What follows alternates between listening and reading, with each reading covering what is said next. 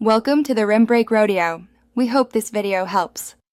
You start now. Make sure the battery is healthy and the car is secure, because you will only use the electrical ignition. Once ready, press and hold the steering wheel OK button or trip/reset and turn the key to position 1, do not crank. You'll hold until the instrument cluster wakes and a service menu appears. This initial hold forces the cluster to enter service mode instead of normal driving screens, which is the necessary entry to clear the message. Once the service menu is visible, use the arrow buttons to reach the service or assist entry. You'll see intervals and fault codes. You navigate with short presses and select with OK. Press once to open, then move to reset or confirm.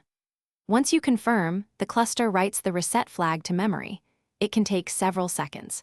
Make sure you don't interrupt the process. If codes are present, record them first because clearing removes diagnostic context.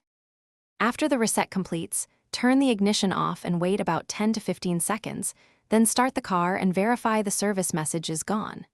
If the message returns immediately, a stored fault or low battery likely blocked the clear. In that case, read fault codes with an OBD-ROMAN 2 scanner or a Mercedes diagnostic tool, repair the underlying issue, and repeat the reset. If you get stuck, recharge the battery and reattempt. Persistent errors require professional diagnostics. Thanks for watching. Consider subscribing if we helped you.